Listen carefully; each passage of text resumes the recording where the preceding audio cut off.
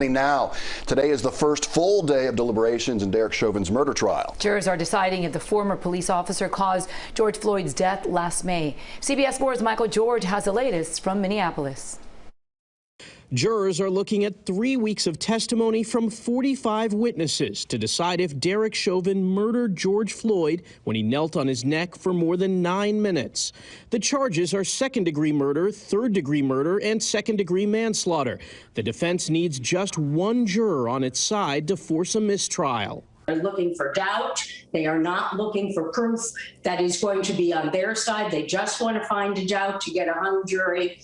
During lengthy closing arguments Monday, the state asked jurors to use common sense and to believe their eyes. The defendant abandoned his values, abandoned the training, and killed a man. The defense argued Chauvin only did what any reasonable officer would do and repeated a theory that Floyd died of a heart attack or drug overdose. Were there other contributing factors that were not the natural result of Mr. Chauvin's acts? The drug ingestion, right? The bad heart, the diseased heart, the hypertension. Here in downtown, businesses are already boarded up, and Minneapolis schools are switching to virtual learning tomorrow ahead of the verdict. The protests have been peaceful so far, but the city is bracing for the possibility that could change.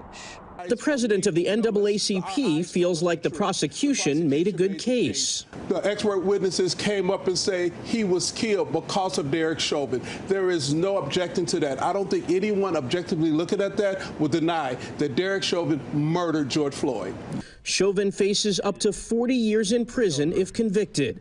Michael George, CBS News, Minneapolis. And the 12 jurors are diverse, with 6 of them being people of color. The jurors also on the younger side, most are under 50. The judge in the Chauvin murder trial says comments made by U.S. Congresswoman Maxine Waters could lead to a verdict being appealed and overturned. The California Democrat was at a protest Saturday in Brooklyn Center, Minnesota, and told those who were there to get more confrontational if Chauvin is not convicted of murder.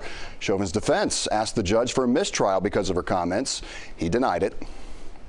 We got to stay on the street, and we've got to get more active. We've got to get more confrontational. We've got to make sure that they know that we mean business. The 82-year-old Waters later said she was not advocating for violence here, but Chauvin's defense argued the comments were threats against the sanctity of the jury process.